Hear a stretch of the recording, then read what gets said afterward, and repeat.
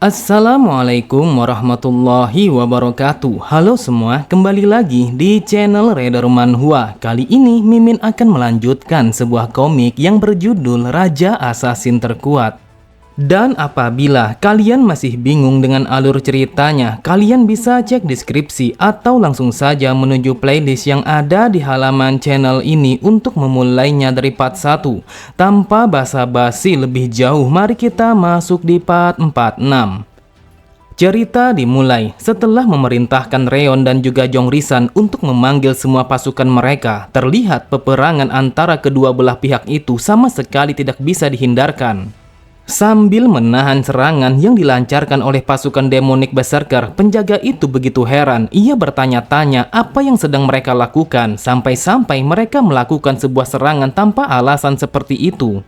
Reon berkata, sudah menjadi fakta yang umum bahwa hukuman fisik jauh lebih efektif bagi orang-orang bodoh seperti kalian. Sejak dari awal, kalian sama sekali tidak mendengarkan apa yang dikatakan oleh jenderal penyidik. Pada sisi yang lain, Ma Dongpil telah membantai satu persatu dari mereka tanpa ada rasa keraguan sedikit pun.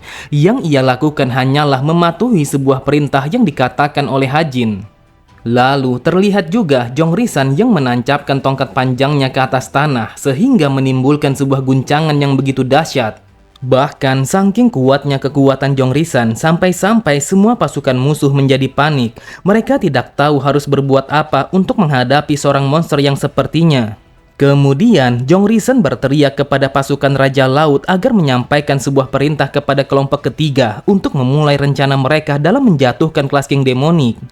Pada sisi yang lain, di dalam aula pelatihan, terlihat Chokwang mencoba bertahan dari serangan bertubi-tubi yang dilancarkan oleh Hajin. Ia bergumam, aku sama sekali tidak bisa menyamai kecepatan pergerakannya. Dia memiliki level kekuatan yang jauh lebih tinggi daripada aku.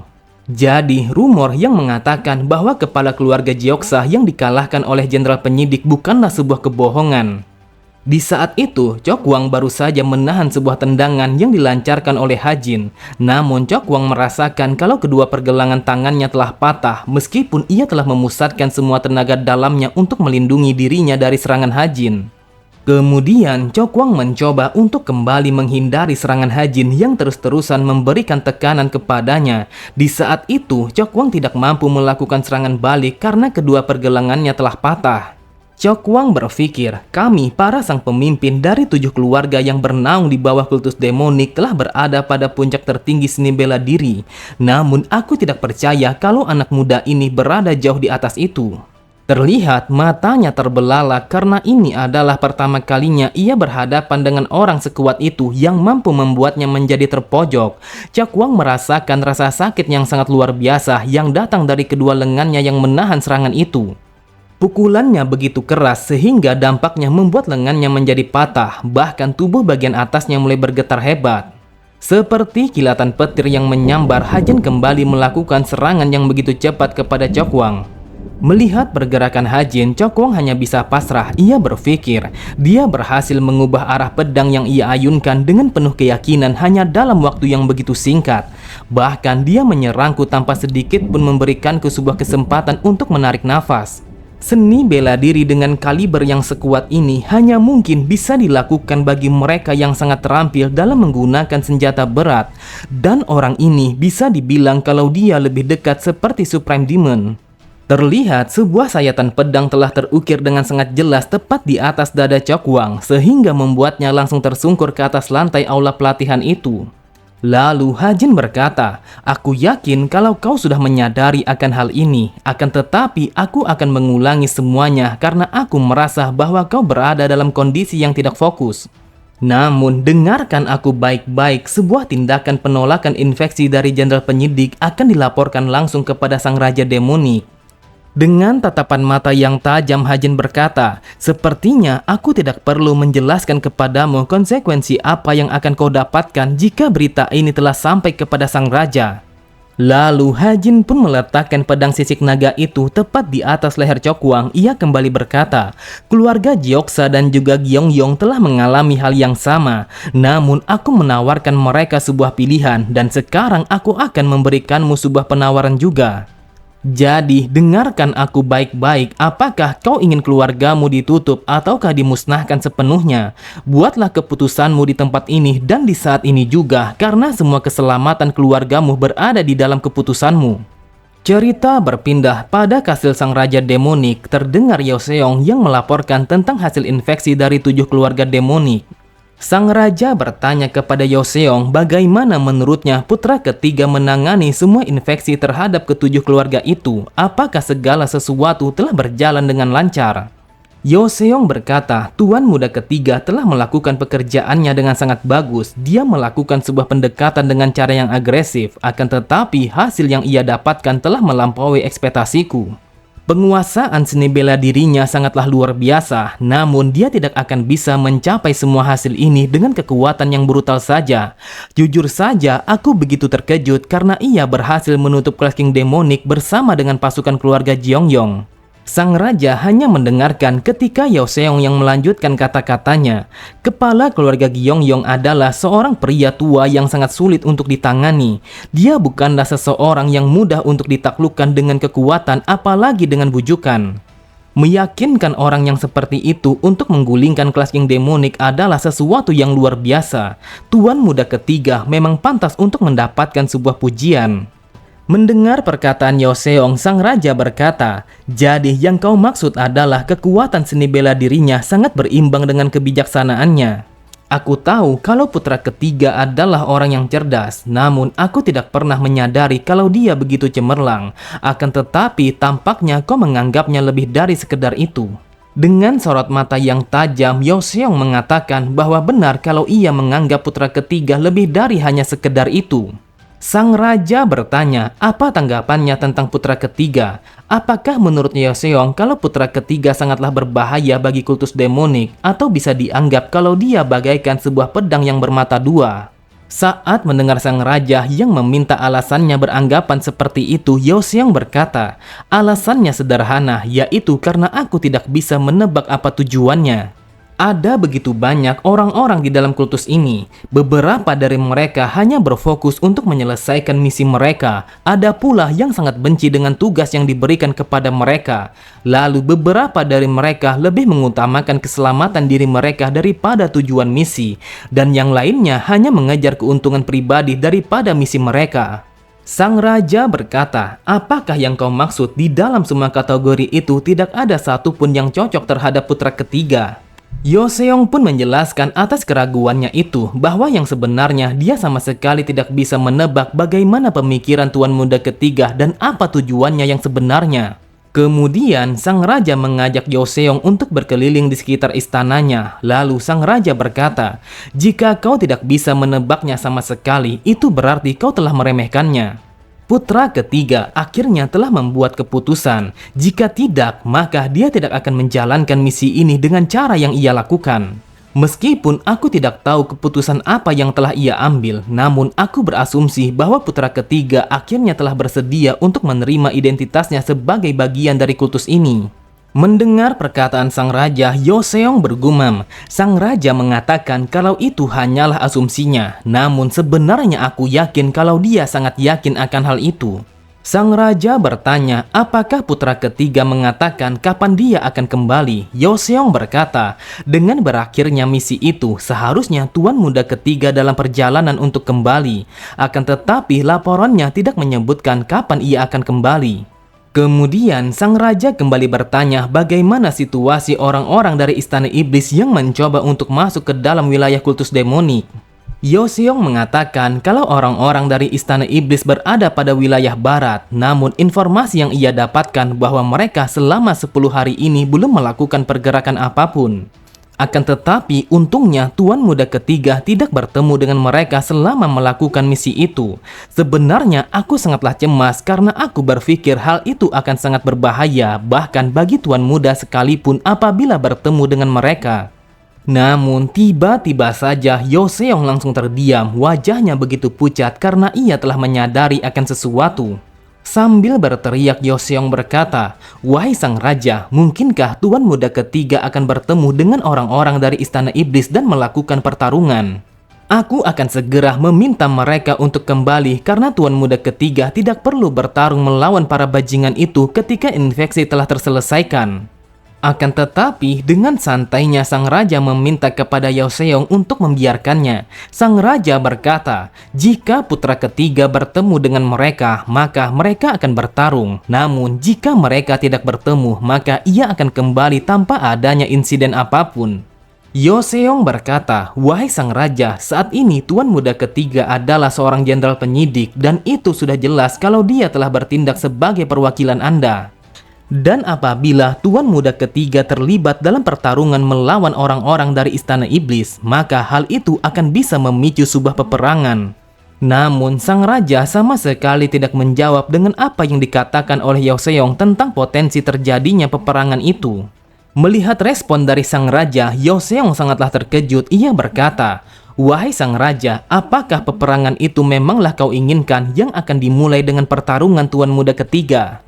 Sang raja berkata, tidak seperti yang kau pikirkan. Aku hanya tidak berniat untuk menghindari peperangan itu jika hal itulah yang telah ditentukan oleh takdir. Mendengar itu, Yao Seong bergumam, apa yang dimaksud dengan takdir? Aku tidak menyangka kalau sang raja akan menggunakan kata takdir di dalam percakapan ini. Kemudian Yao Seong berkata, aku akan meminta izin untuk mengeluarkan sebuah surat kepada Aula Hukum Pidana dan secepat mungkin mengirim mereka untuk menuju ke tempat Tuan Muda ketiga. Sang raja menanggapinya dengan santai. Ia berkata, hal itu adalah otoritasmu, jadi kau boleh melakukan apapun yang kau inginkan di dalam kultus ini. Mendapatkan izin itu, Yao Seong berpikir, dia adalah raja yang sangat menakutkan. Dia sama sekali tidak peduli dengan fakta bahwa mengizinkan kepada Aula Hukum Pidana untuk meninggalkan kultus ini sangat bertentangan dengan apa yang dia sebut sebagai takdir. Sambil memperhatikan Yao Seong yang bergegas pergi meninggalkan tempat itu, sang raja berkata, meskipun kau masih kurang, tetapi karena itulah aku percaya kepadamu. Jenderal strategi, jangan pernah takut dengan hasilnya nanti. Cerita berpindah di tempat yang berbeda. Pasukan Hajin telah menyelesaikan misi mereka untuk menginfeksi 7 keluarga kultus demonik. Dan keluarga terakhir yang mereka infeksi adalah keluarga pedang, dan mereka sama sekali tidak melakukan kesalahan apapun. Kemudian Hajin berkata kepada Reon, aku tidak pernah menduga kalau wanita perkasa dan juga kasar sepertimu akan sangat baik kepadaku. Aku rasa kalau obat itu telah bekerja dengan begitu baik. Kalian semua telah bekerja dengan sangat keras untuk membantuku menyelesaikan misi ini yang telah diberikan oleh sang raja. Dan aku akan mengucapkan rasa terima kasihku kepada kalian semua. Namun tiba-tiba saja ekspresi Hajin telah berubah. Ia berpikir, memang benar kalau infeksinya telah terselesaikan. Namun hal ini hanyalah permulaan. Lalu Reon bertanya apa yang harus mereka lakukan terhadap tawanan dari keluarga Jioksa yang telah mereka sandra. Reon mengatakan kalau kondisinya semakin memburuk dan beresiko akan mati apabila mereka tidak memberikan sebuah pengobatan. Hajin pun mengatakan kalau mereka akan mencari seorang tabib pada wilayah cabang. Lalu setelah para tawanan telah pulih, mereka akan kembali menuju kepada kultus. Kemudian Hajin pun memanggil Reon. Ia berkata, aku ingin mengucapkan rasa terima kasihku karena kau telah menerima tawaranku. Namun kau harus menunggu sampai aku kembali agar kau bisa lagi berkeliaran sesuka hatimu. Saat mendengar Reon yang bertanya apakah Hajin tidak kembali bersama mereka, sambil melepaskan tanda pengenal sebagai jenderal penyidik, Hajin pun mengatakan bahwa ia bersama Ma Dongpil harus pergi menuju kepada suatu tempat. Lalu Hajin berjalan menuju kepada Jongrisan. Ia bergumam, sekarang tujuanku sudah sangat jelas. Bagaimanapun caranya aku harus menjadi pewaris dari kultus demonik. Tetapi hal ini bukanlah untuk merebut posisi pemimpin kultus, karena orang sepertiku sangat tidak cocok dengan peran yang seperti itu. Namun meskipun begitu, menjadi seorang pewaris akan memberikanku sebuah kekuatan dan juga pengaruh yang sangat besar. Bahkan aku akan bisa memerintahkan sebuah pasukan elit yang dimiliki oleh kultus ini. Jadi untuk mewujudkan tujuan itu, hal pertama yang aku lakukan adalah sekarang. Kemudian Hajin berkata kepada Jongrisan, ada masalah lain di mana aku harus membutuhkanmu sekarang juga. Jadi bisakah kau ikut bersama kami untuk menuju kepada keluarga Jioksa? Terlihat tatapan mata Hajin semakin dalam, ia pun melanjutkan kata-katanya. Jika Jioksa adalah tempat dimulainya infeksi khusus, maka itu adalah tempat yang sangat tepat untuk mengakhiri infeksi yang gila ini. Cerita kembali berpindah pada kediaman keluarga Jioksa. Terlihat seorang laki-laki yang sedang muntah pada pojok bangunan yang berada pada wilayah itu. Lelaki yang muntah itu adalah seorang pengawas dari keluarga Jioksa yang bernama Jang Wonwi. Wonwi bergumam, salah gambar, kita kembali ke Raja Assassin. Jang bergumam, aku tahu bahwa kami bukanlah berasal dari faksi ortodok, tetapi awalnya aku berpikir kalau kehidupanku akan meningkat setelah mengamankan satu posisi tinggi di dalam keluarga yang terhormat ini. Namun keluarga ini telah hancur setelah seorang bajingan mengerikan yang datang ke tempat ini. Kemudian karena ia merasa kalau semua orang telah menatapnya, ia pun langsung mengamuk untuk mengusir mereka semua dari hadapannya. Lalu setelah situasinya menjadi sunyi, ia berkata, apa yang sedang aku lakukan? Setidaknya aku harus menenangkan diri dari kekacauan yang baru saja terjadi ini. Ini bukanlah waktunya bagiku untuk bertingkah seperti ini, jadi aku harus menenangkan diri demi diriku sendiri. Namun tiba-tiba saja Jang begitu terkejut setelah seseorang yang datangnya dari kegelapan bertanya kepada Jang apakah dia adalah seorang pengawas dari keluarga Jioksa. Dengan wajah mabuknya, Jang bertanya siapa orang itu sebenarnya dan apa urusannya untuk mencarinya sampai ke tempat itu. Tetapi belum sempat Jang melanjutkan kata-katanya, tiba-tiba saja orang itu langsung menggunakan teknik berpedangnya yang mana di saat yang bersamaan Jang telah mati dengan tubuh yang hancur berkeping-keping. Lelaki itu adalah seorang wakil master yang berasal dari istana pedang dan lelaki itu bernama Mok Gang-in. Lalu setelah membunuh Jang Wonwi, Gang-in bertanya kepada pasukannya bagaimana dengan pasukan mereka yang lainnya. Pasukannya berkata, mereka dalam keadaan siaga sekitar 20 km dari keluarga Jioksa. Jadi dengan keamanan yang memadai, seharusnya untuk mendekati mereka tidak akan menjadi masalah. Dan juga tampaknya berita ini belum tersebar kemana-mana karena bala bantuan tidak ada yang menuju kepada ketujuh keluarga. Lalu Gang-in bertanya bagaimana dengan orang-orang kultus demonik. Pasukannya berkata kalau hal itu masihlah belum pasti. Namun ia yakin kalau orang-orang dari kultus demonik pastinya akan ikut campur apabila mereka telah diberitahu. Mendengar laporan itu dengan penuh percaya diri, Gang-in berkata, walaupun orang-orang dari kultus demonik berada di tempat ini, hal itu bukanlah menjadi masalah bagi kita. Kita akan mengambil alih kendali atas keluarga Jioksa sebelum matahari terbit. Oke semua, cukup sampai di sini dulu pembahasan alur cerita kita. Sampai jumpa di video selanjutnya. Wassalamualaikum warahmatullahi wabarakatuh.